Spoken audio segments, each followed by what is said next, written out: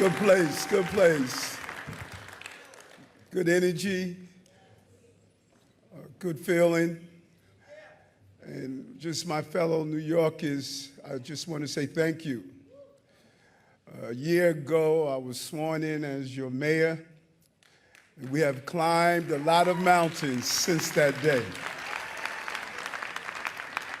And I just want to pause for a moment and just ask my senior team just to stand. Just stand.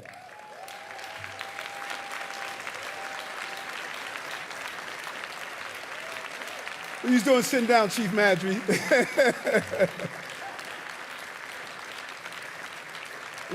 Let me just say this from the onset.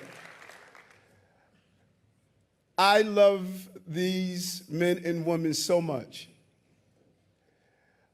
They love me, and most importantly, they love this city.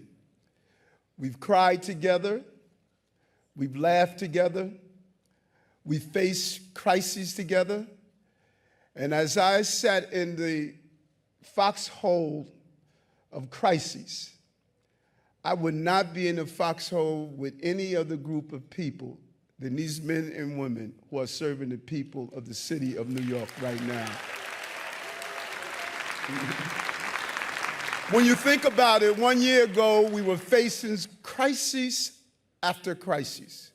COVID, crime, an economy in free fall. I was mourning my mother, who transitioned before she could see me, her son, become New York City's second black mayor. And Adrian, I know you lost your mommy during that same time. And people tell us over and over again, it's been over a year, we need to get past it. But we can't. I think about her every day. And as I stand on this stage, I feel her presence all around me. All around me.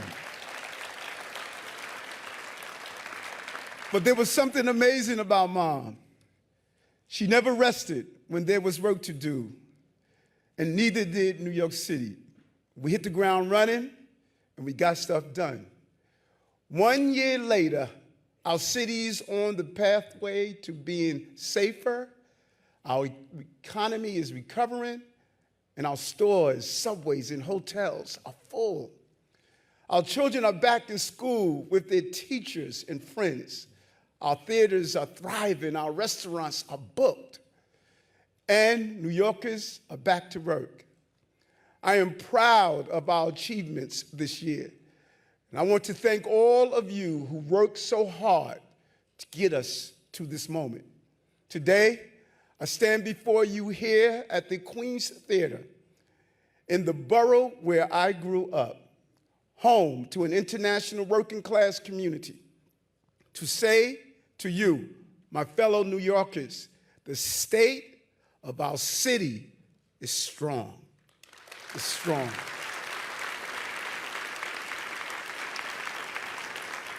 As strong as the police officers and first responders who have made this city safer, as strong as the legions of city workers who have laid the groundwork for the future, and above all, as strong as the working people of this city who make it all possible. Your early mornings, late nights, where I see some of you. And double shifts keep us moving, keep us healthy, keep us safe, especially over the last few years. You have done everything for us, and this city must do more for you. Today, I want to outline a working people's agenda based on the 4 pillars that uphold a strong and sustainable society: jobs, safety, housing, and care. These are the things that our administration is working for every day. Every New Yorker needs a good-paying job. So we are investing in a new generation of apprenticeships, community hiring, and job training. Every New Yorker needs a safe and welcoming neighborhood.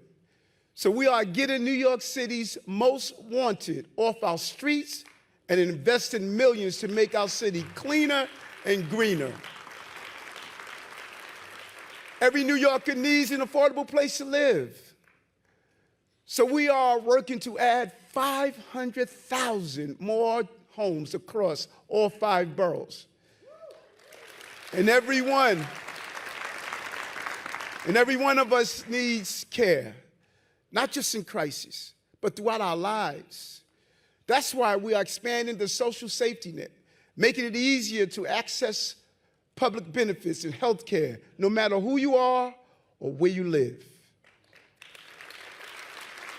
We are changing how we get things done for New Yorkers, building success at the source, solving problems upstream instead of reacting to crises downstream, moving beyond recovery into a new era of abundance and equity. And it starts now, it starts with us. We are getting things done for the people of New York City, and we are not doing it alone.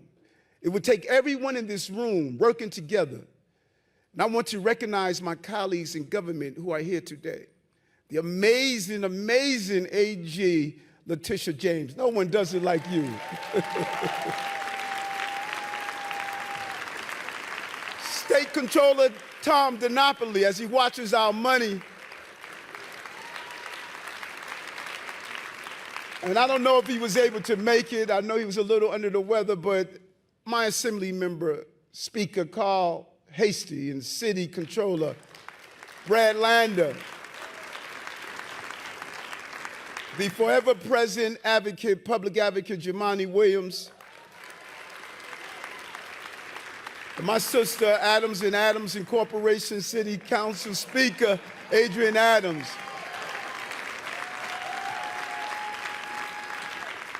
and the 5 men and women who prosecute and protect and think differently about going upstream in public safety, our amazing district attorneys, Alvin Braggs, Darcel Clark, Melinda Katz.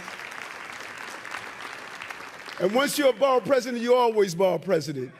Borough President Vito Fosello, Vanessa Gibson, Mark Levine, Antonio Reynoso, and Donovan Riches. Give them all a hand.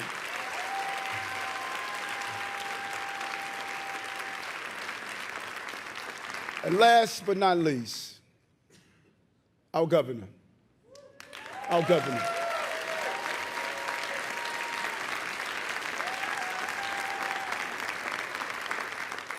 You see her on stage. You see her delivering her vision and address. You are going to see real leadership in this governor. This governor is the steady hand we need at the wheel right now. I may be the pilot for the city, but she's the pilot for the state. And I say over and over again, we're all passengers. Don't pray for her to crash. Pray for her to land this plane, because you are passengers on it also. Thank you, Governor, for what you do every day.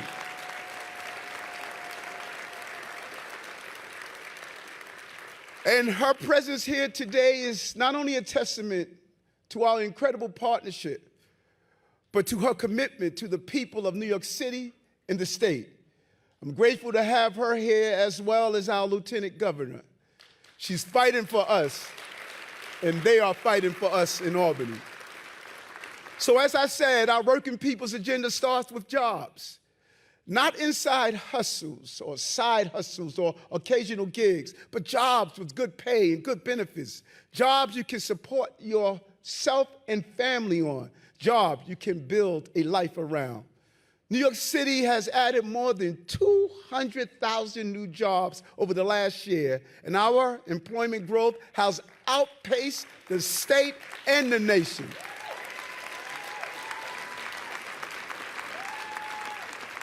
But hidden in that celebratory energy is that the unemployment rate for Black New Yorkers is at least 3 times as high as for white New Yorkers.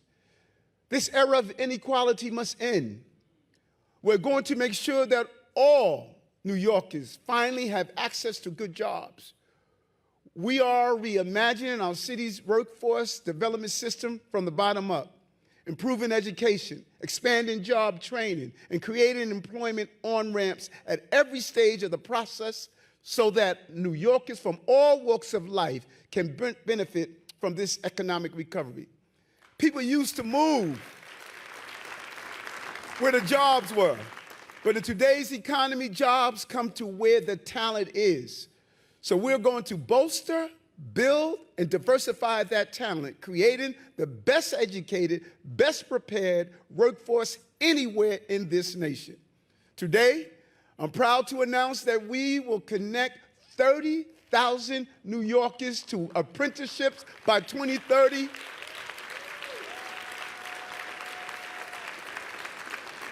And this in part thanks to our new apprenticeship accelerator. This is on-the-job experience with an opportunity for permanent employment in high-demand careers. And it will ensure employers can tap the talent they need. We're also going to expand the CUNY 2X Tech program to more campuses, including community colleges, with a focus on institutions serving first-generation college students and communities of color.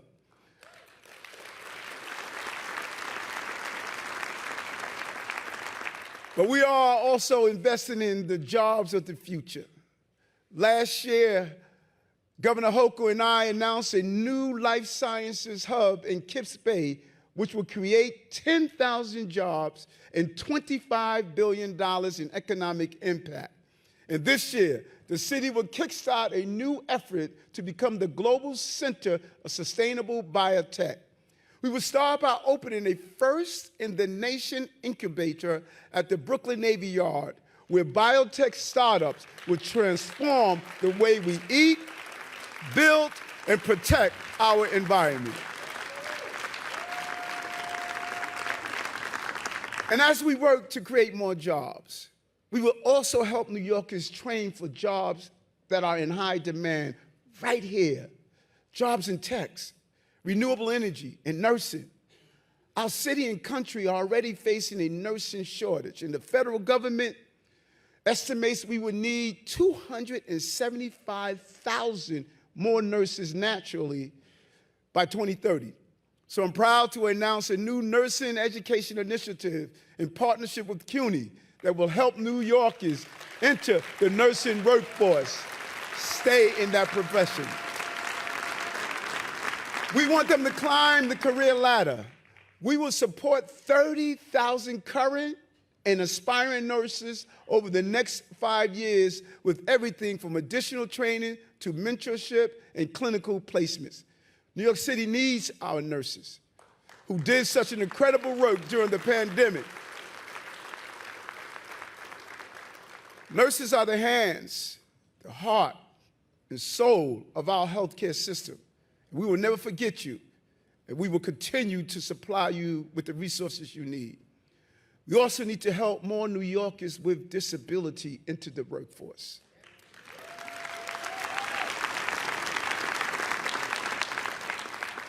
Think about this for a moment. Right now, only 1 in 3 are employed.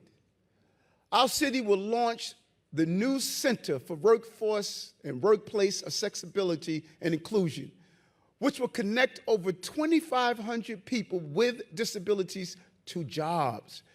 We will continue the mission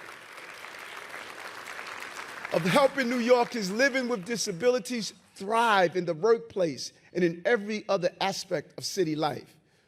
We're also looking for new ways to address old injustices, including supporting the largest legal cannabis industry in the nation. Really want to take my hat off to my state lawmakers for pushing through this legislation and making sure it's done fairly and correctly. This year, we will launch a new loan fund to help more New Yorkers who were impacted by the war on drugs to start new businesses. At the same time, we will increase enforcement against unlicensed cannabis shops. We are not going to let bad actors undermine the promise we made to New Yorkers who were impacted by marijuana criminalization. I want to thank you, Sheriff Miranda and Chief Madry, for the combined effort in zeroing in on these issues. And let me be clear to those who think you're going to come into our communities without a license, put our kids at risk, steal jobs away from people trying to do it the right way. Let's be clear, man, you must be smoking something, because that's not going to happen. But we're also going to make sure more of the money that our city spends goes towards creating jobs for New Yorkers right here at home. That means working with our partners in Albany to finally give New York City the power to require companies that benefit from city contracts to hire local community members.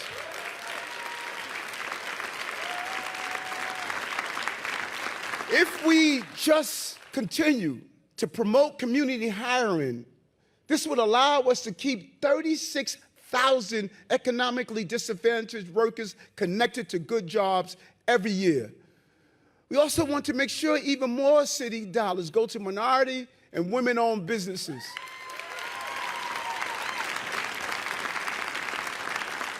We recently hit our MWBE spending goal 3 years ahead of schedule. And today, I'm announcing an even more ambitious commitment.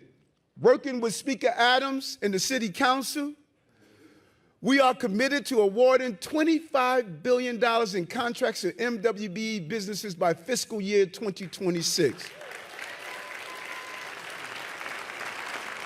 And all of my men and women part of the City Council, I cannot thank you enough for your partnership in this initiative. And we will increase that number to $60 billion by 2030, more than doubling our current rates.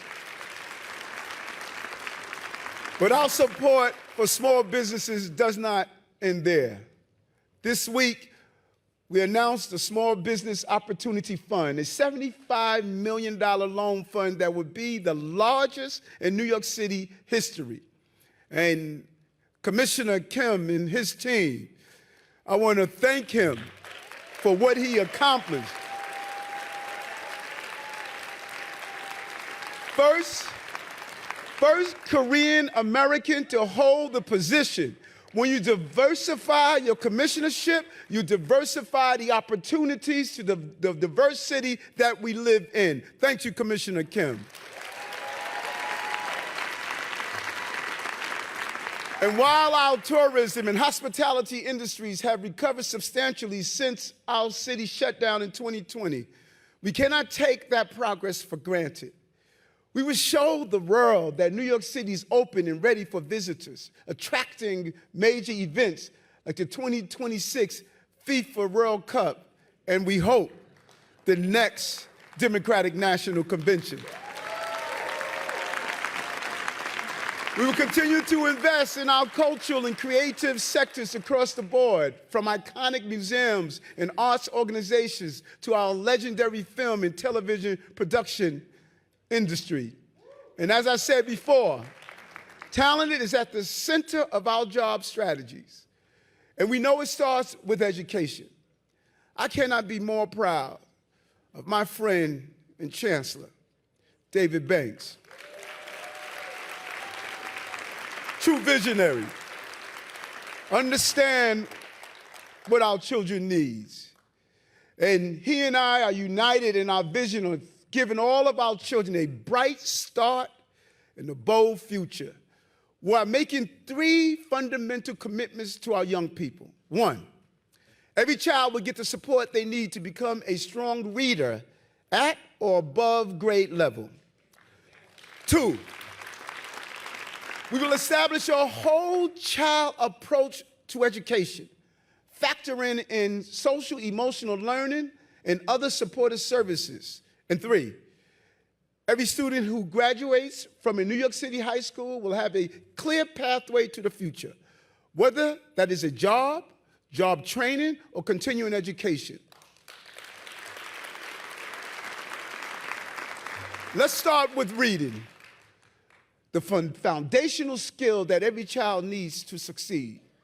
This year, we made sure every elementary school was supplied with a phonics-based curriculum built on science of reading. And going forward, every school leader will be trained in this improved literacy instruction so they can support the teachers in implementing that curriculum. Next year, every school will also have at least one staff member trained in the most effective reading intervention available so that every student can access the support they need. We will also launch the first district school in the city's history dedicated to supporting students with dyslexia.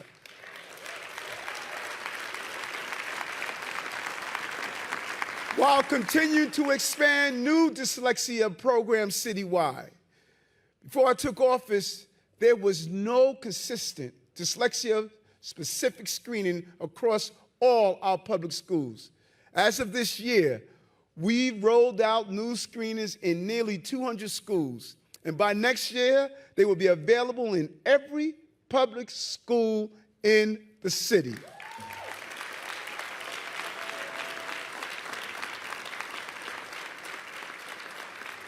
Why is that important?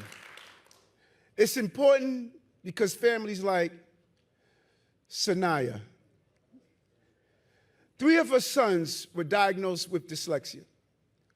But until recently, our public schools simply didn't have enough support for students facing those challenges. Sanaya worked 2 jobs to get them the extra tutoring, and her oldest son has since earned a full scholarship to Fordham University.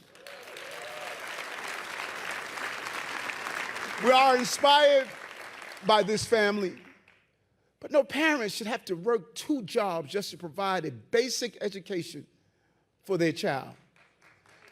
Sanaya, we are proud to be working with you to ensure your youngest son and children like him can get all the services they need right in their school, in their neighborhood.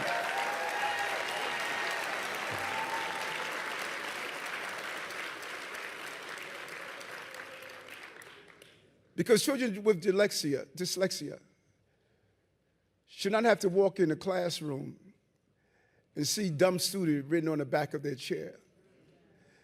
They should not have to believe that it is better to stand on the street corner instead of getting the education they need. They should not have to be part of the 30 to 40% of inmates at Rikers Island who are dyslexic. They should be able to know that they just learn differently. And if we give them the tools that they need, they will go from despair, they will go from uncertainty, and they will rise up to be the mayor of the city of New York.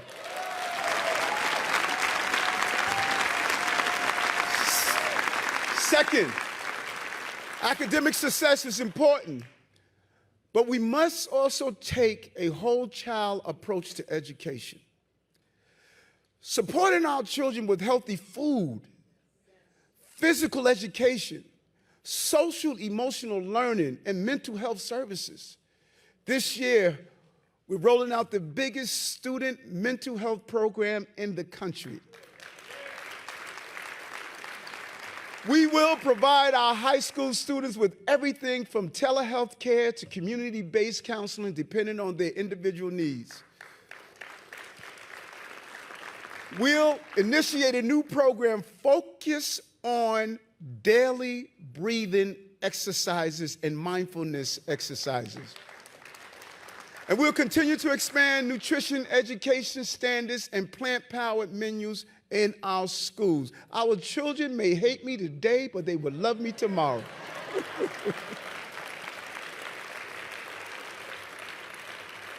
And this year, we're going to make long overdue updates to our fair student funding formula, redirecting $90 million towards supporting students in temporary housing and schools with a concentration of high-need students. Good job, Chancellor Banks. That brings me to my third promise. Every student will be ready for what comes after high school. It's not just about connecting them to jobs. It's about planning for the future all along the way.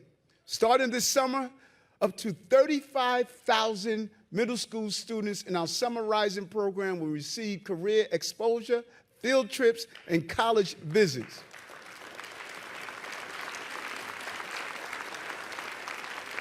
We are also enhancing and diversifying our largest in the nation summer youth employment program. Shamani Williams, you and other colleagues, you fought for this a long time, and no one heard you, but we heard you. And we did the largest in the nation, and we're going to continue to do it every year. Good job, good job. But also this year, we will empower our LGBTQ plus youth through a new initiative that places students in truly supportive work opportunities. Our city is determined to make sure our students graduate from high school with skills, strategy, and purpose. That's why we are expanding our Future Ready NYC program to 90 schools and 7,000 students next year. We want our students to get the experience and support they need to transition to college and career paths before they graduate. So when you get your hard-earned diploma, you'll get more than a handshake. You would get support, direction, and a path to opportunity.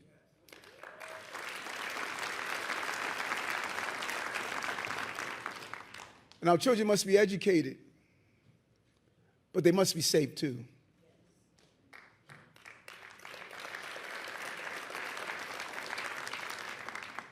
Yesterday, I spoke to a mother of a young man who was stabbed in Coney Island. It broke my heart. I have one son, and I love Jordan. And I don't know how many times the police commissioner and I, we've gone to hospitals and spoken to parents. It's devastating when you hear parents on the other end of that phone. It breaks your heart when you have to sit inside that hospital room and you know you don't have much that you can say to condone them. These young people need help, and we are committed and dedicated to doing that. Our administration came into City Hall with a mission and a mandate, reducing gun violence. We've already made real progress. Shooters are down, murders are down, but that means nothing to the mother who lost their child. And we know that major crimes were down last quarter for the first time in 6 quarters.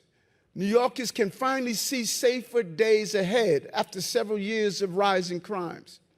And I want to thank everyone who has supported this effort, especially you, Governor.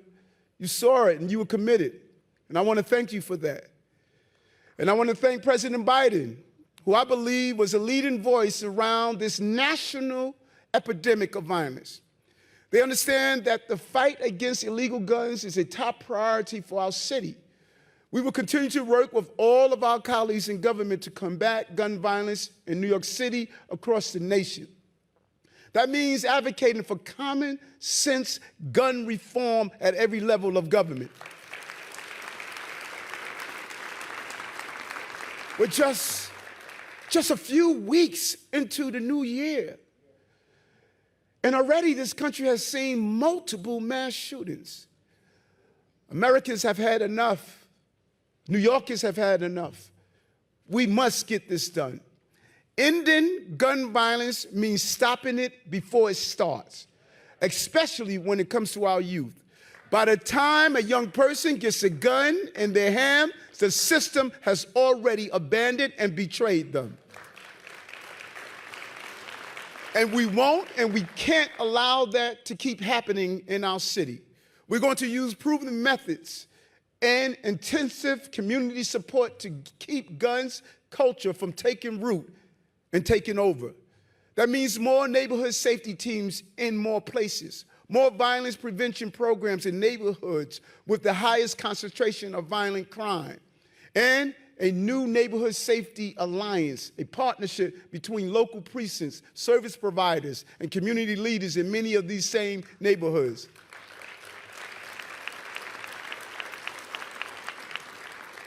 And I always say this is my Aaron Judge year, but I was already hitting home runs when I picked Police Commissioner Keyshawn Sewell to lead the police department.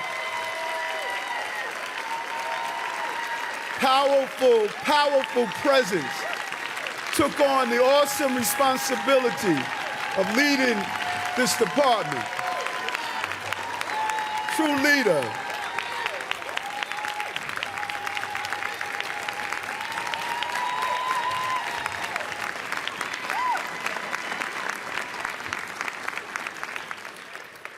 Just want to thank her for all her work keeping New Yorkers safe this year.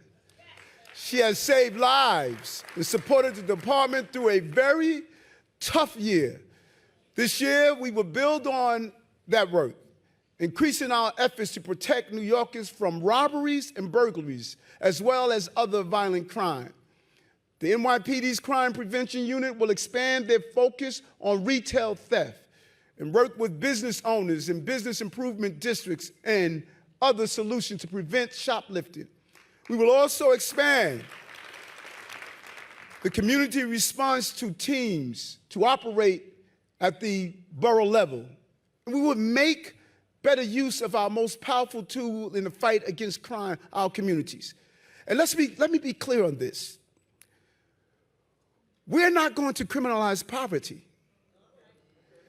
We will partner with the DAs. And if a person is stealing because they don't have something to eat, we will show them how to get food. If a person is stealing because they have a drug problem, we're going to show them where the access to drug treatment is. The goal is to go after organized crime, but we're going to set the standard. This is not going to be a city where anarchy will run. This is going to be a city that is going to be a safe, productive city.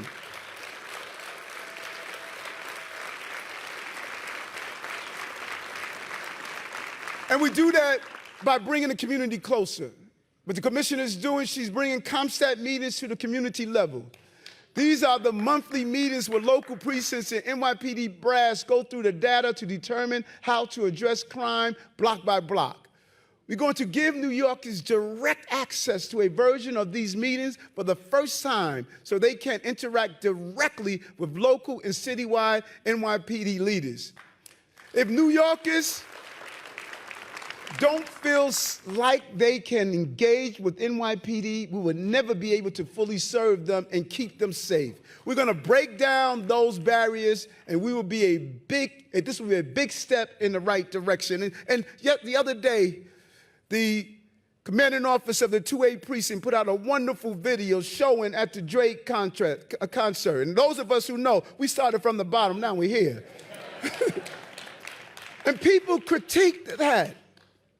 They attacked him for having a community engagement. They attacked him for showing how the police must be interacting with the police. Let's stop starting off hating each other and start embracing each other. This is what we want to do.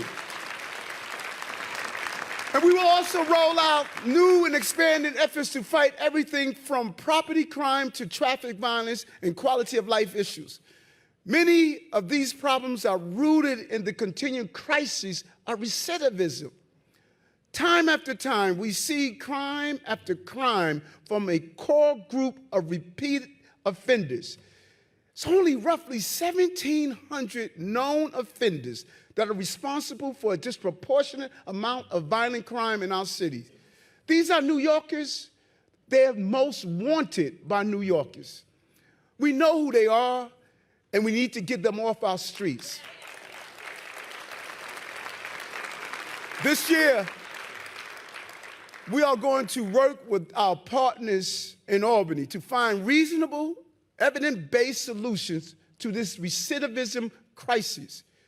We all agree that no one should be in jail simply because they cannot afford to post bail. But we should also agree that we cannot allow a small number of violent individuals to continue terrorizing our neighborhoods over and over again.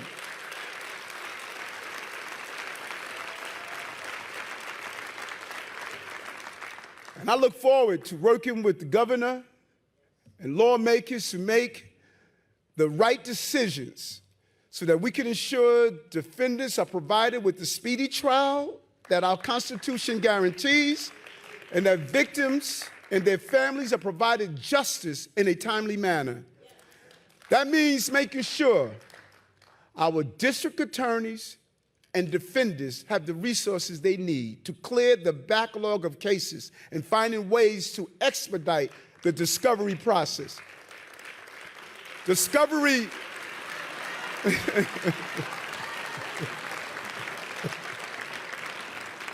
Discovery is the process of exchanging legal information before a trial begins. And it has become so complex that it is jamming up the entire system. This must change. Justice delayed is justice denied. Our legal system must ensure that dangerous people are kept off the streets, innocent people are not consumed by bureaucracy, and victims can obtain resolutions.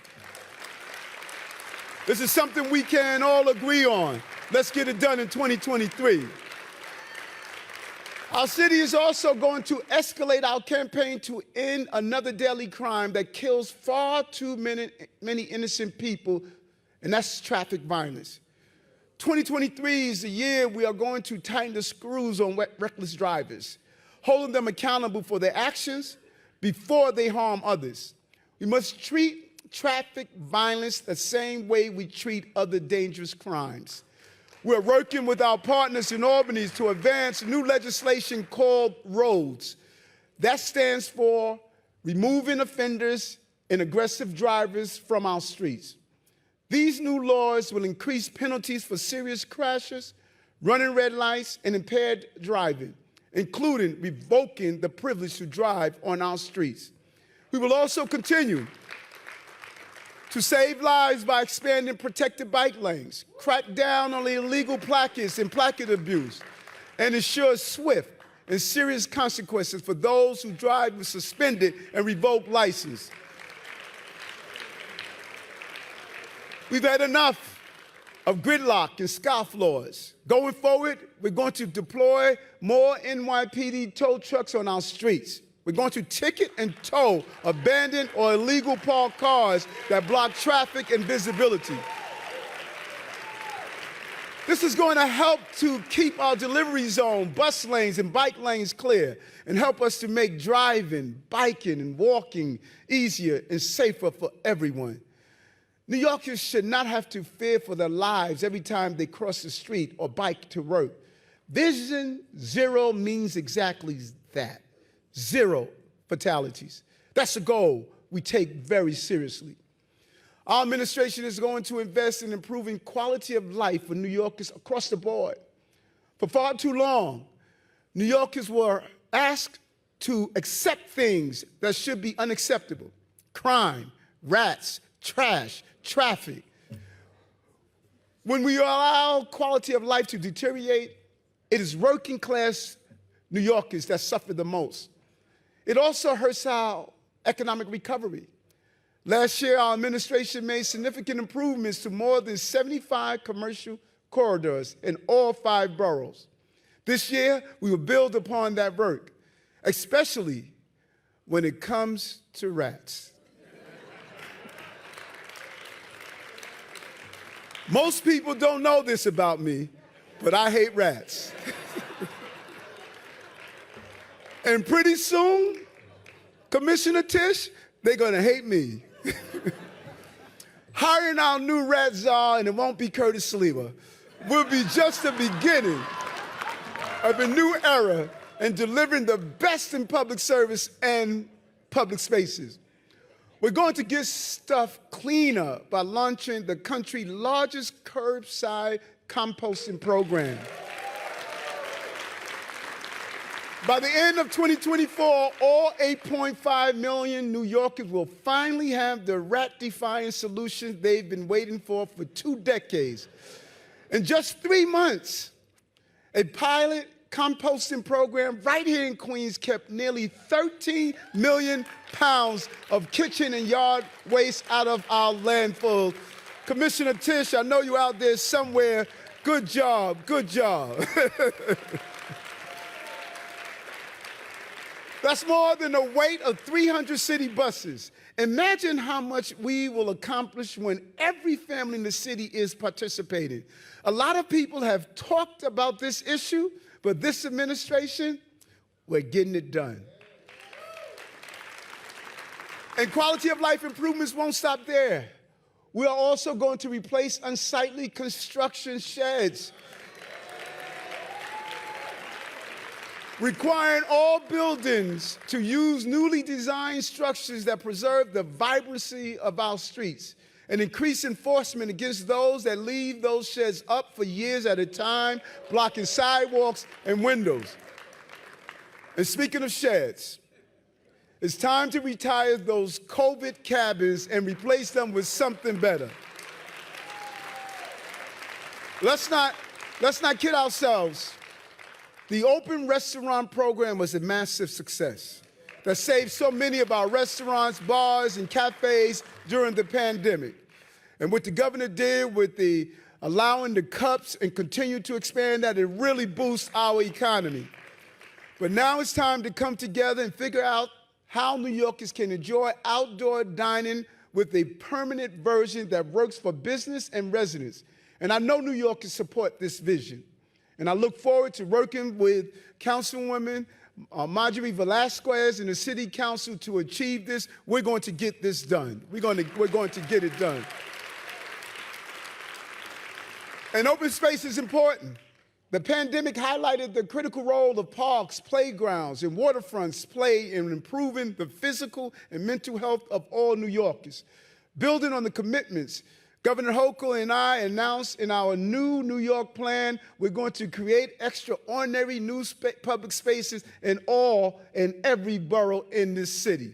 We will invest more than $375 million in new parks and plazas, widen sidewalks, safer intersections, expand bike lanes, and inviting landscape. You're going to have a lot of money, Sue Donahue, in these parks.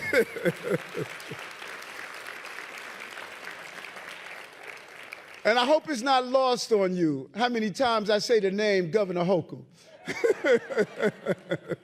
There's a real synergy and partnership in the state.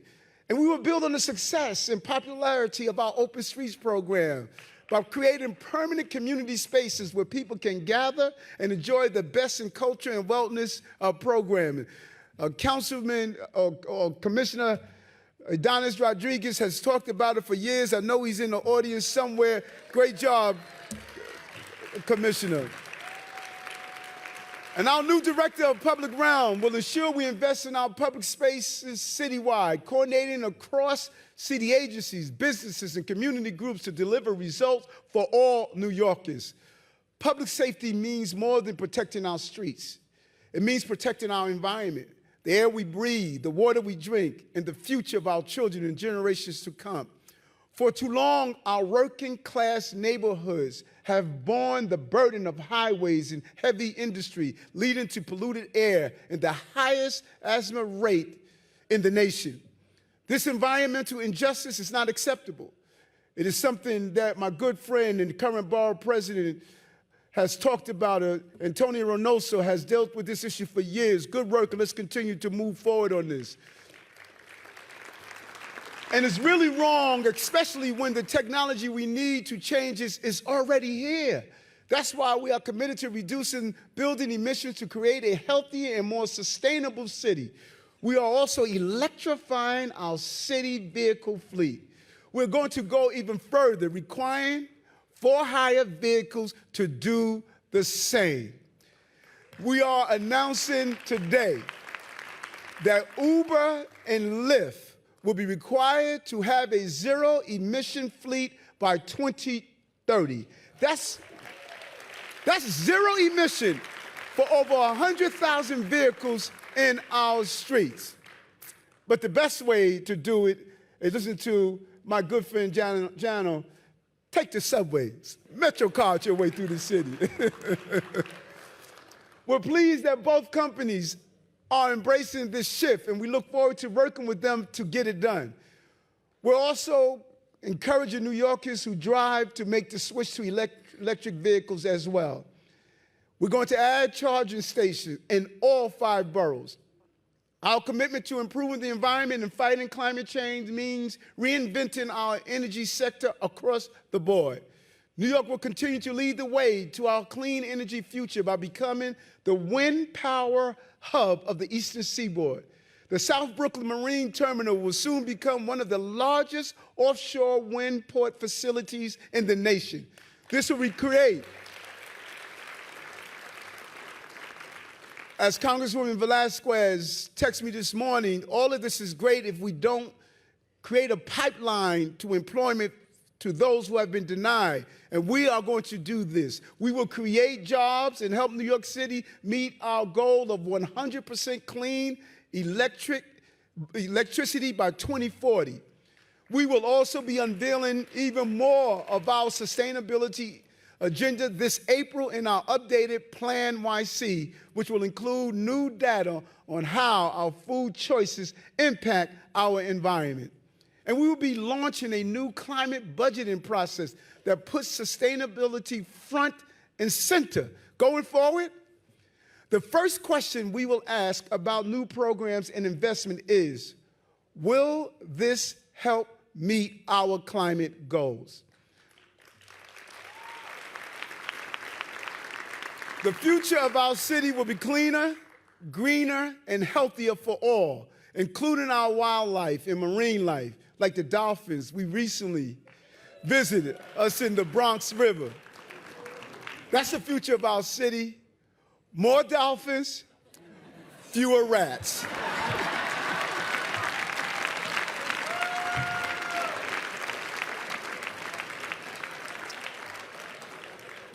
This is the greatest city in the world, and every day more people want to come here, work here, and be part of the New York City story. New York City must remain a city where everyday people can find an affordable place to live. Young people, immigrants, families, and retired folks all need a place to call their own. That's why we have continued to support public housing every step of the way. It is the foundation of our affordable housing stock and a pathway out of poverty. For years, public housing was underfunded by the federal government, but we are starting to turn that tide. Last year, we made renovations to more than 8,500 NYCHA apartments through the RAD program, and we have committed a historic $23 billion for housing, including money for repairs to NYCHA buildings. And we got the NYCHA Trust passed, unlocking billions of dollars for long overdue renovations. But we would never have gotten it done if we didn't have tenant leaders like Barbara McFadden leading the way. She helped organize her neighbors at Sheepshead Nostrand houses, along with so many other NYCHA residents. They took the long ride to Albany and spent day after day meeting with state lawmakers. Barbara, you got it done for us. Now we're going to get those repairs done for you and your fellow NYCHA tenants. Thank you, Albany. Thank you, Governor. Thank you to the leaders who made this happen. And we must invest in our public housing. But we also need to build more affordable housing for all New Yorkers. That's why New York has committed to being a city of yes. Yes to more housing in every borough and in every neighborhood. Last month, we released our plan to get stuff built. Deputy Mayor Maria Torres Springer and the entire team, Chief Housing Officer Jessica Katz, all came together. We laid out a moonshot goal of building 500,000 additional homes over the next decade.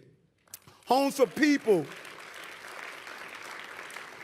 from recent arrivals to lifelong New Yorkers. Home for seniors, families, and veterans. I said we couldn't do it alone, and the good news is that we don't have to. In her State of the State address, Governor Hochul committed to providing more tools for New York City to build the housing we need. Governor, again, thank you so much for the leadership and support on so many of these issues. You have been there for the city right from the start. And in 2023, we're going to accomplish greater things together, and I'm looking forward, and that's including building more housing in high opportunity neighborhoods and near transit hubs. I recently announced plans for 6,000 new homes and 10,000 new jobs around 4 new metro stations in the Bronx.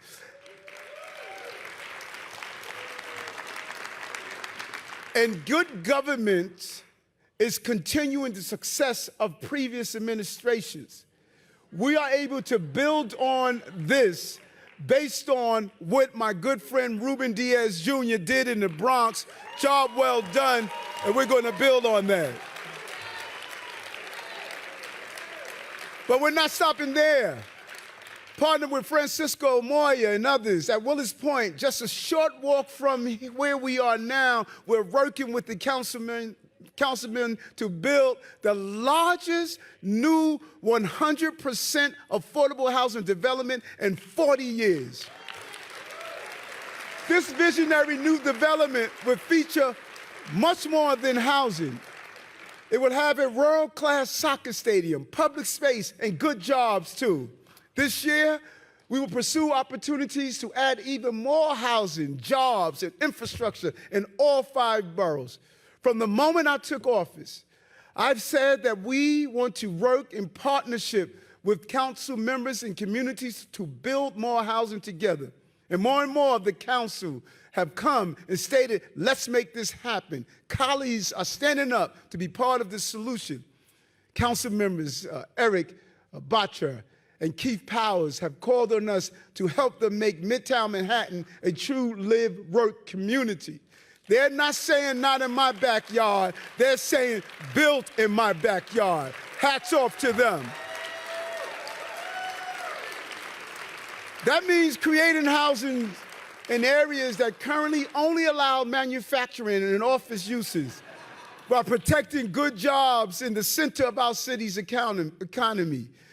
And we also heard member, like my good friend and public safety chair, Councilwoman Hanks, calling for a master plan for the North Shore of Staten Island with investments in the waterfront, housing, and job opportunities.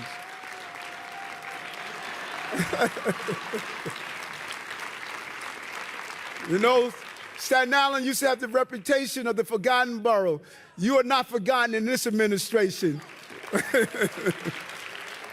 I'm proud of you, council members, and I'm proud to say that you have answered the call.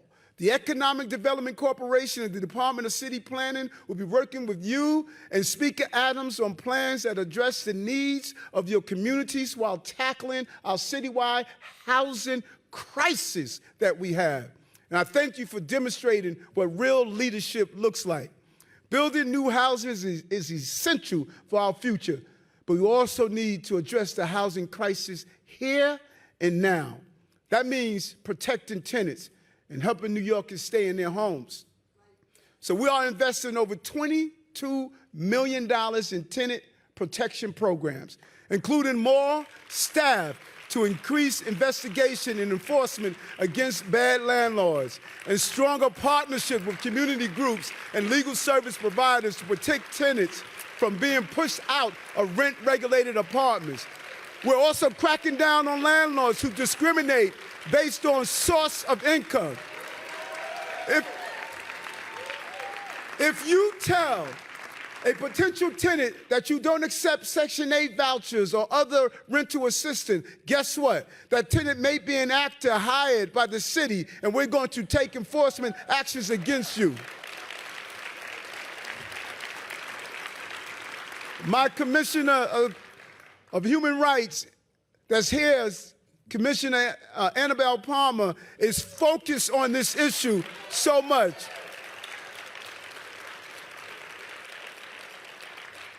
Housing is the biggest cost to New Yorkers, but it's not the only one. In this digital era, access to the internet is essential for work, school, and life, including medical care. We're going to help all New Yorkers get connected. No matter what their income level, we're expanding Big Apple Connect within NYCHA developments, delivering free internet and TV to tens of thousands of New Yorkers. And we will launch a new pilot program providing free broadband to Section 8 households in the Bronx and in northern Manhattan. My Chief Technology Officer, Matt Frazier, who's out here somewhere, is really doing an amazing job for making it access. Thank you, Matt. Listen, we are committed to fighting for support for working people and actually making sure they get the support they need. Don't let it fool you. I may wear nice suits, but I'm a blue-collar cat. This year, we will make it simpler for New Yorkers to access public benefits like unemployment insurance, Medicaid, and SNAP. We will cut unnecessary red tape and expand benefit screenings to New Yorkers in need. Will get every dollar they deserve. That would include a focus on seniors, as well as veterans, who may be eligible for newly expanded federal funds. We often get it for the people. We need to know how to get it to the people.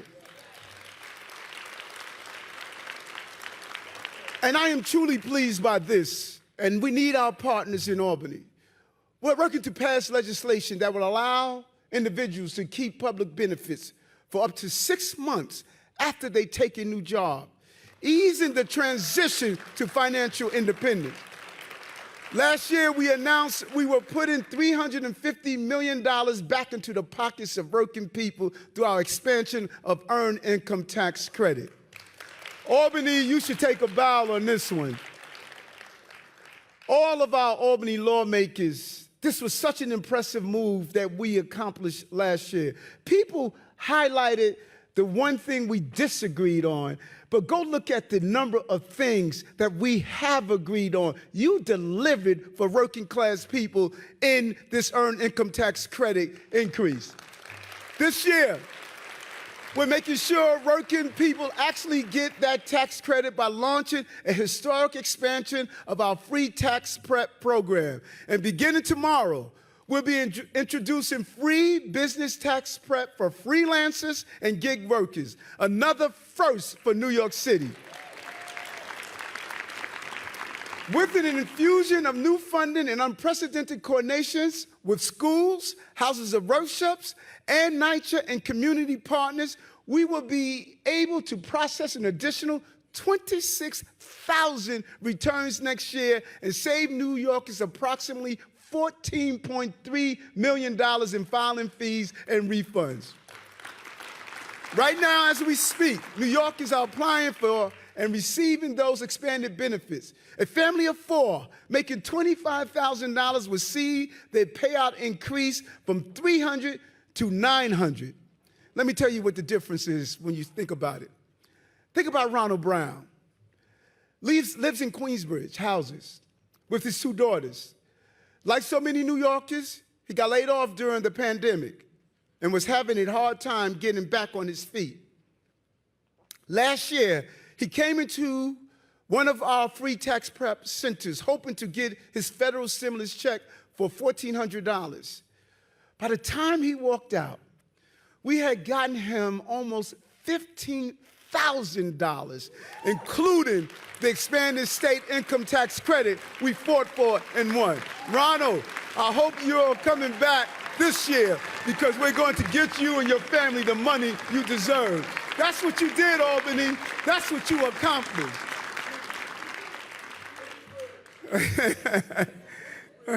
And finally, I want to talk about something that doesn't get enough attention. Our responsibility as a city to care for New Yorkers in the greatest need. Over the past year, our ability to care was put to the test by the asylum seeker crisis. New Yorkers rose to the occasion, as they always do. Since last spring, we have had more than 42,000 asylum seekers arrive in the city. We have provided them with shelter, food, education, health care, and legal support. We will continue to do our part, but we need everyone else to do their part as well. This is an all-hands-on-deck moment. And I want to thank the Majority Leader Schumer, Minority Leader Jeffries, and our tireless congressional delegations for everything that they have done so far. But New York City, we cannot do this alone. We can't continue to shoulder this course on our own. We're going to need help. We're going to need our Albany partners. We're going to need Washington, D.C. The asylum seeker crisis is a national crisis, and it should not be just for New York City residents. That's just unfair.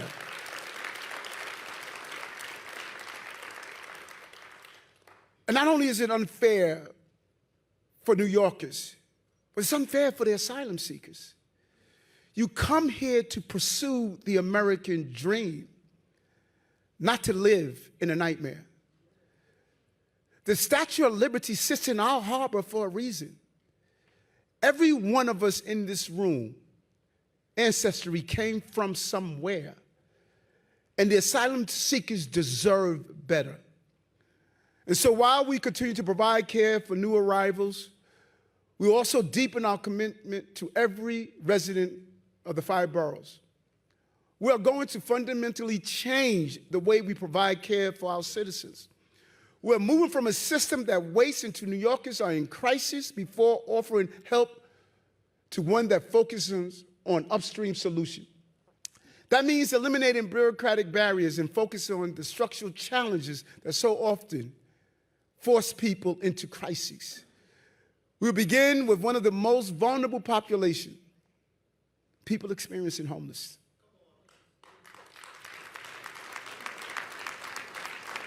This year, we're working with our state and federal partners to offer free comprehensive health care to New Yorkers who have spent more than 7 days in our Department of Homeless Services shelters. This will make New York the first city in the country to do so. We're not going to wait for people in crisis to show up at the ER. We will provide the care they need when they need it. That's progress. That's compassion. That's care in New York City. And you know where I'm at? On Wednesdays at 9 p.m., rain or cold, I'm on 34th Street and 7th Avenue, giving out food to the homeless. And then when I leave there, I go into the subway system and engage with the homeless. Find a day, just 1 day, just 1 hour, and say I'm going to do something for someone. Just 1 hour. And with 8.5 million New Yorkers, if we all just dedicate 1 hour to go to a homeless shelter and tutor a child that is homeless, 1 hour to go in the subway system and talk to someone that's homeless, 1 hour after church service to go into the street and pray to someone that is in need, just 1 hour. If we just give 1 hour, we would turn around the conditions of homelessness and despair in our city. And we will also take an upstream approach to our opioid crisis. Do you remember what heroin did to our city and country? Do you remember what crack cocaine did to our city and country? That's what fentanyl is about to do right now.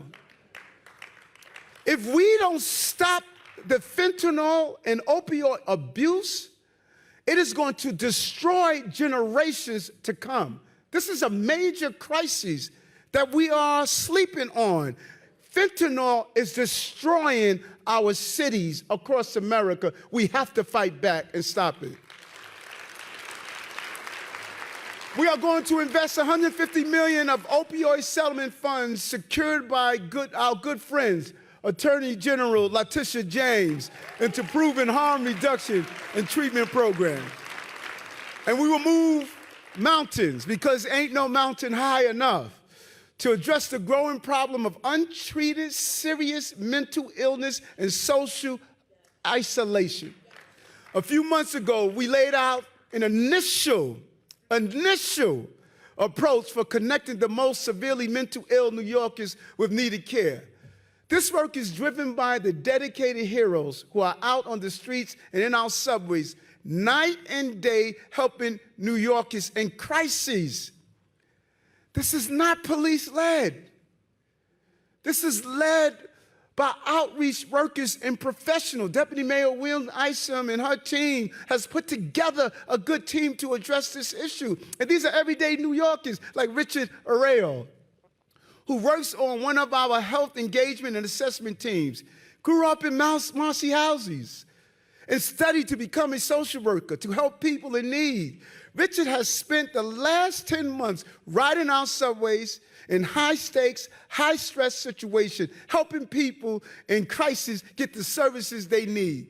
That could be as simple as pointing them to a food pantry or as big as getting them into a shelter or treatment. He says, the most important thing to look people in the eye, show them you see them as human beings, as equals.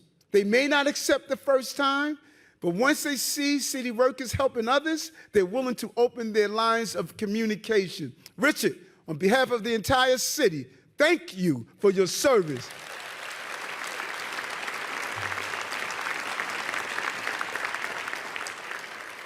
But here is the next phase. This year, we will give Richard and his colleagues even more ways to connect people with mental health illness to care and compassion. A few months ago, when we laid out this strategy of connecting New Yorkers, we knew what we had to do. But now, Dr. Fassan, I know he's here somewhere, a real hero in this area, we are going to put in place something called Clubhouse Model. In the next few weeks, we will outline our broader plan around mental health. These clubhouses for people with serious mental illness will be places that provide peer support and community access to services, employment, and an educational opportunity. Second phase of this. And we also want to work with New Yorkers, getting them healthy by making sure they have access to fresh food, including fruit and vegetables. We will fight the continuing crises of obesity and chronic diseases by expanding city investment in healthy food access for lower-income New Yorkers, including the launch of groceries to go and green stands. You can't have Whole Foods in Park Slopes and junk food in Brownsville. You can't have it the same way. Can't have it the same way.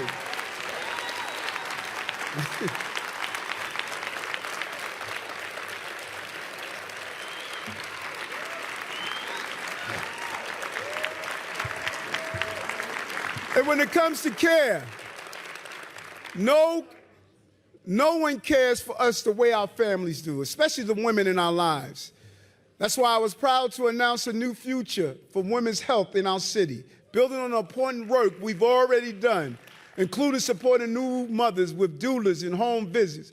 We continue to focus on women's health through an all-hands-on-deck summit in March and other initiatives I announced last week. And in the coming months, we'll unveil a comprehensive women's agenda driven by the amazing women in leadership positions at City Hall. My women deputy mayors, chief of staff, and other women leaders, stand up. Stand up. Chief advisor, council, IGA. Thank you. Thank you. Because when we support women and families, we are all better for it. Over the past year, we have spoken about getting things done.